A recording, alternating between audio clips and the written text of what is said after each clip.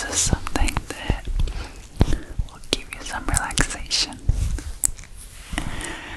I will be talking about my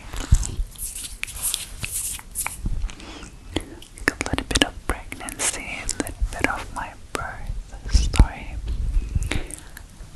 and it will be just pure whispers.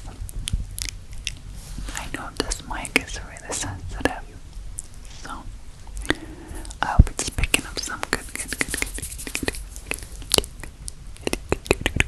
sounds. So please let me know what kind of videos I should make when I have time. We'll get to that. I'll give you more details, but if you haven't been here, check my other videos as well. And yeah, let's start. Let's get comfy.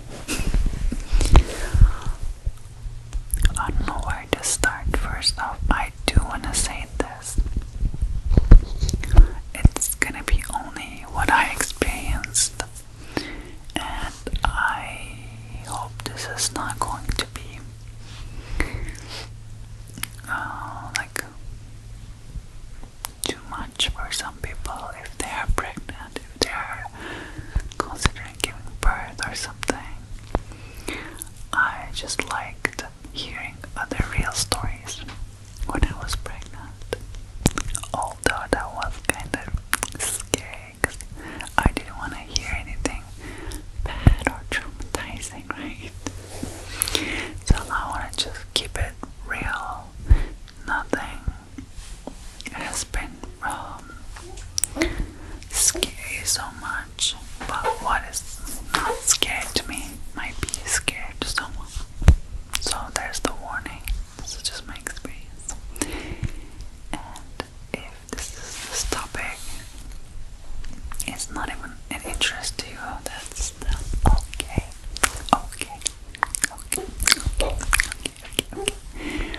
You can just listen for whispers and maybe fall asleep or relax.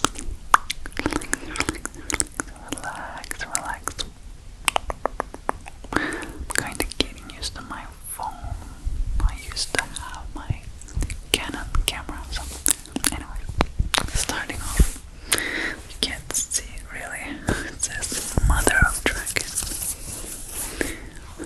and I have a onesie that's matching to this for my girl. She's born in the dragon year in Chinese New Year. This year is the dragon. People who are born this year,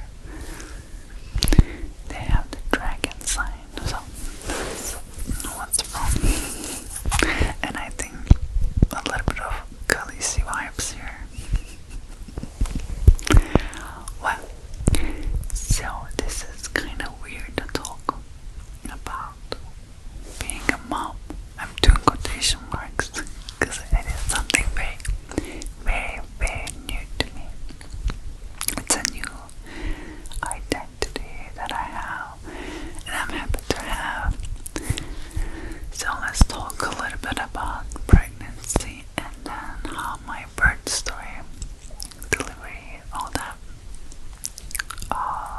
was like. Maybe we can talk about the postpartum later on. 'Cause I like whispering, I like rambling, and these are the things that I really have going on. So, alright, so I am 2 months postpartum right now. I have the cutest, of course, everybody's baby is the cutest. Daughter. She's 2 months old, and I have been on my maternity parental leave since then. That's another thing. I live in the US, and it sucks here. There's no paid or any sort of parental leave. You have the right to take 12 weeks unpaid. That's what I've been doing.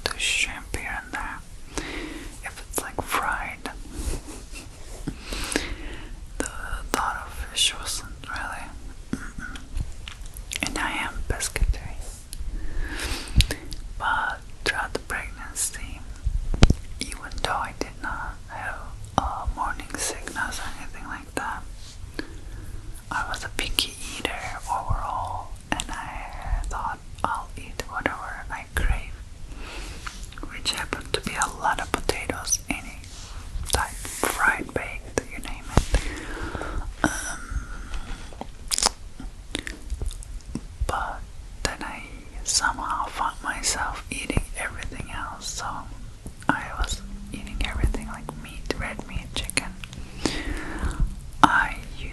So I've been pescatarian for, I don't know, since when? Maybe 3-4 years max.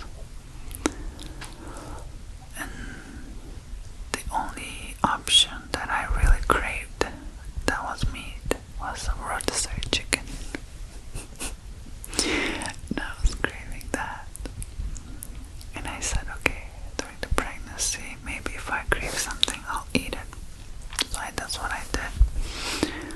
And yeah, here and there I ate meat stuff. And then like that craving was gone right after delivery. That was interesting. And I kinda had the mindset too, I think, to go back to what I was doing before pregnancy. And other than that, everything was okay.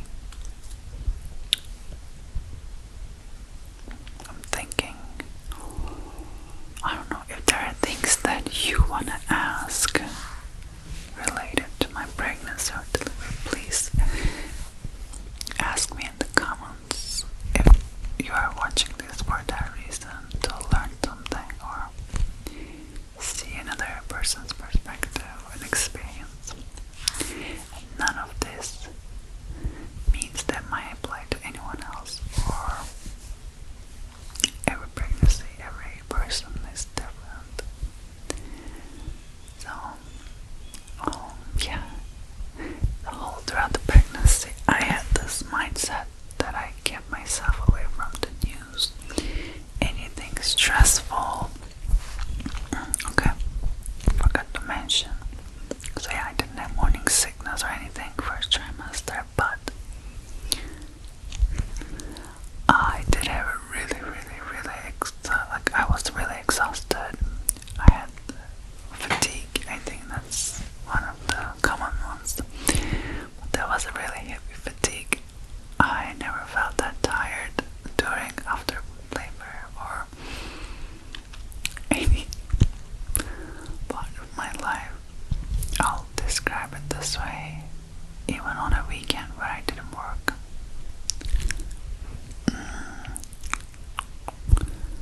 like if I slept well, ate well, nothing extra, I would still feel like I was in a really, really bad hangover.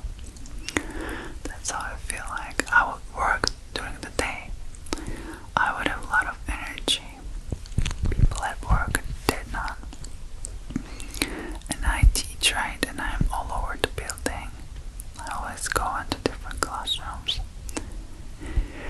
The teachers and co-workers found out that I was pregnant. They couldn't believe it. They're like, oh, you never look like, you're tired or anything.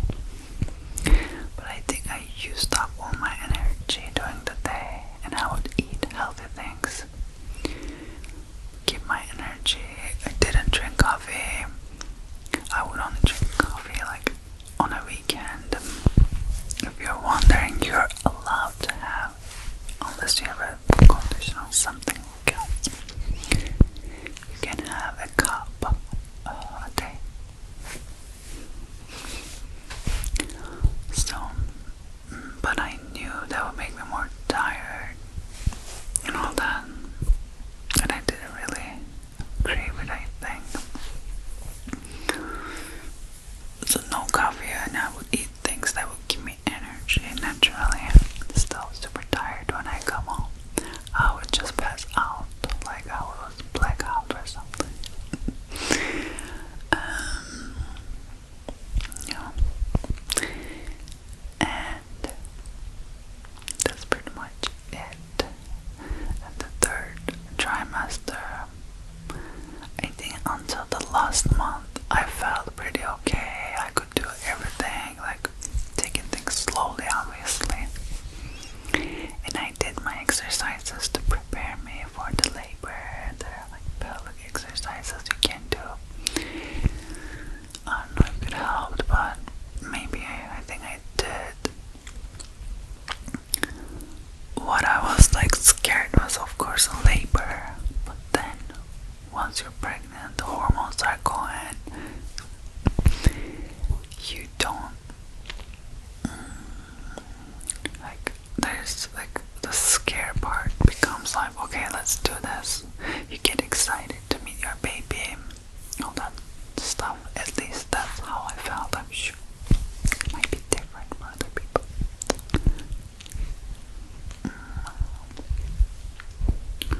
What was I saying?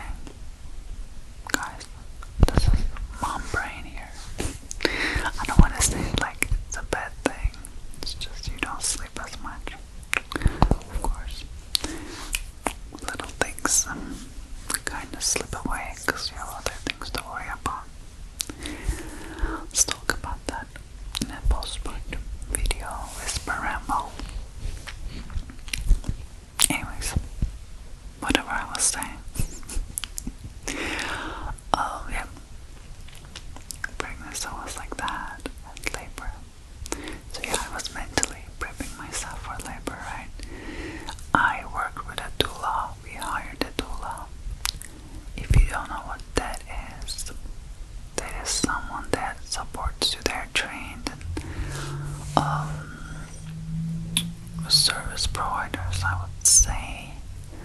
They help you with emotional support, and they can become your advocate at the hospital or the birth center or at home, whatever is your delivery choice. They are there to support you, and when you are in labor, of course, especially in the later stages, it's sometimes hard to make decisions. You can let them know, like they can be your spokesperson. Let's say like, oh, like if there's something you don't want, they can be that person, so you don't have to worry about communicating to other people or whatever. You have preferences, and on top of that, they help you with physically prepping for labor. They might suggest you some positions and doing some movements. They might help because you don't know how things progress. You can have all the plans you want. The baby will do what baby will do. They will come the way they will decide to. That's one thing. You should have a plan if that's what you're thinking about. If you're like, oh, okay, I don't want medication, I don't want this, I don't want that. Have a plan, but it will happen. You will see how things go.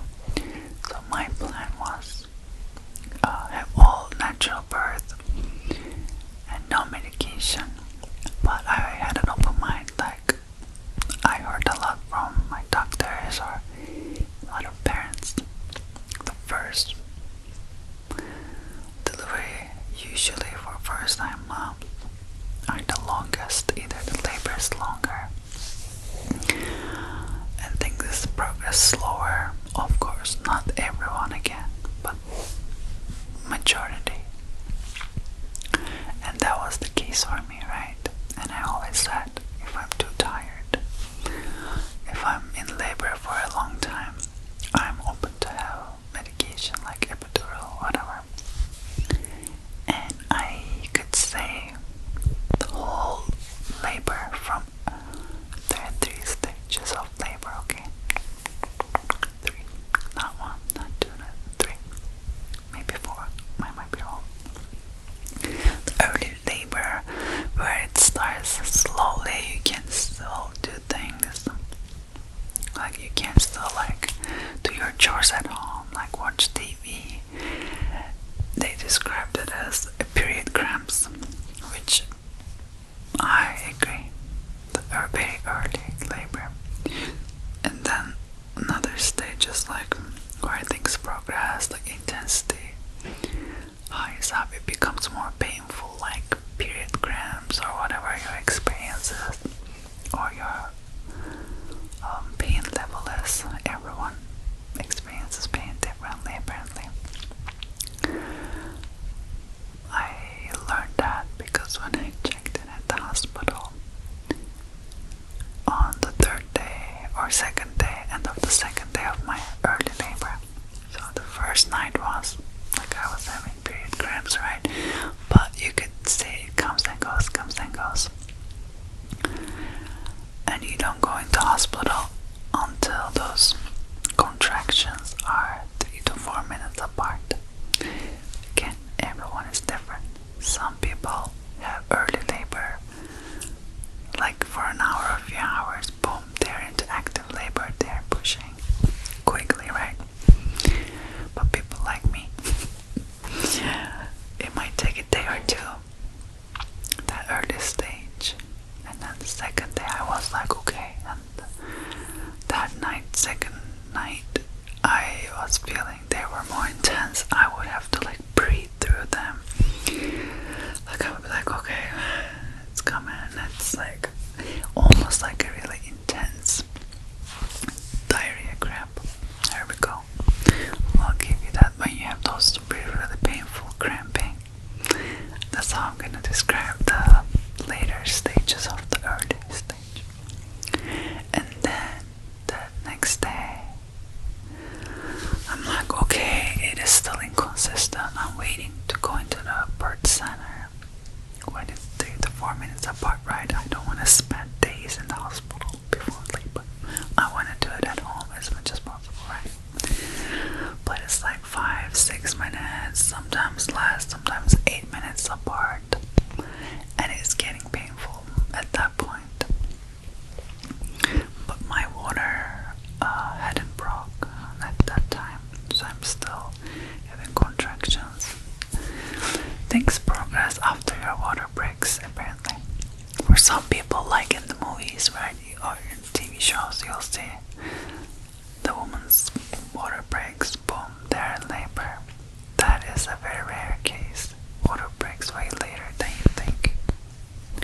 But it might for some people have it, right? Again, for especially first time. Oh, I'm looking at my computer right now to check in my sound. So that might be different again for someone else. What else? Okay, so yes, after the second night of contractions at home,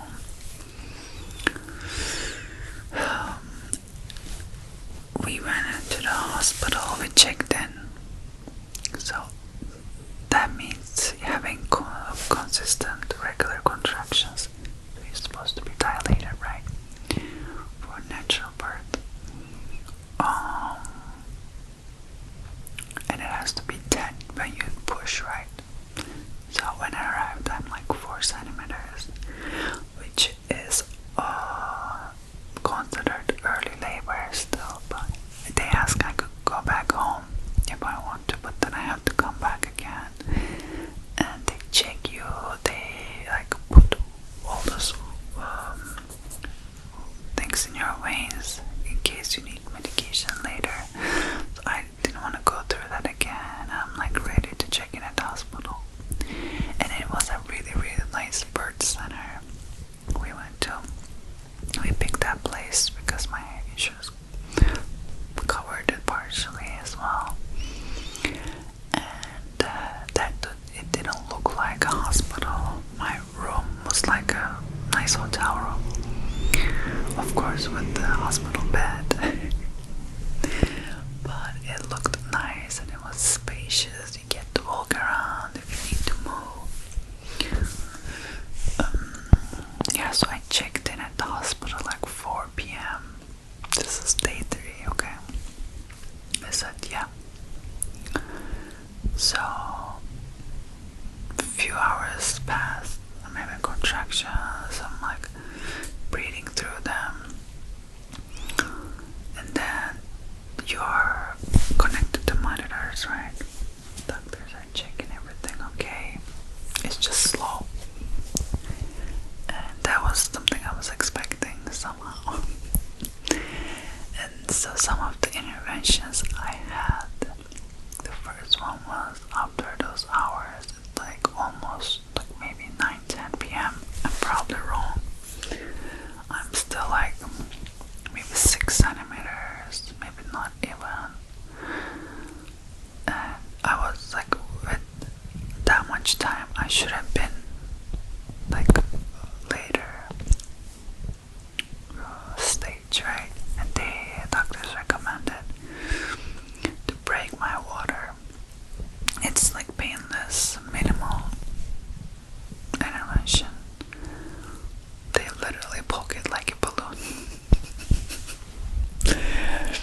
So I said okay, because they did it. They said it should speed up the progress, but things will get more, the pain will feel more stronger because that water was kind of cushioning, right?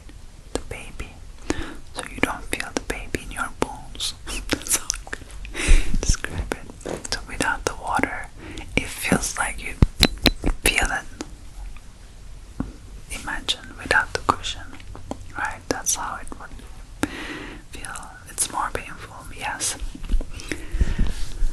About pain though, when I arrived, when I was like 4, so I'm still unmedicated up to this point, and doctors were like, oh my god, you're doing great.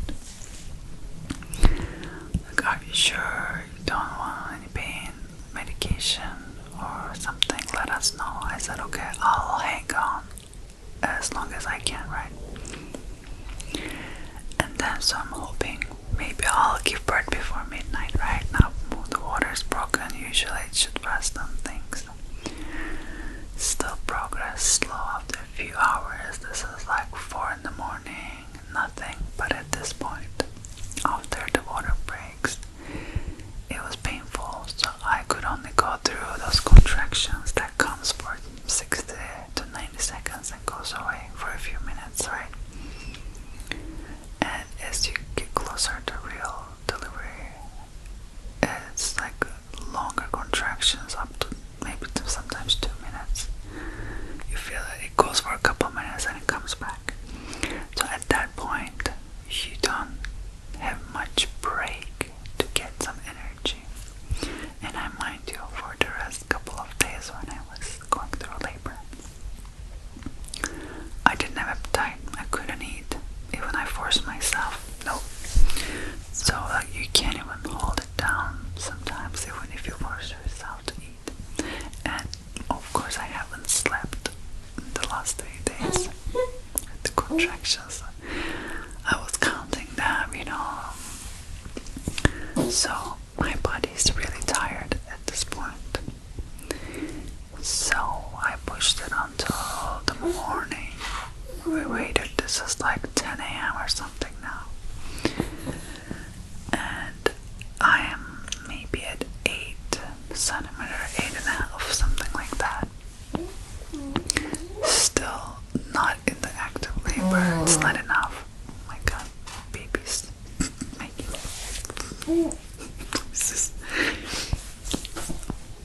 anyways, so this time they recommended, and I'm like out of energy.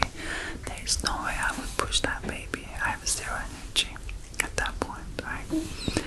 Exhausted, like trying to close my eyes in 1 minute sleep here and there. No, pain comes in. Breathe through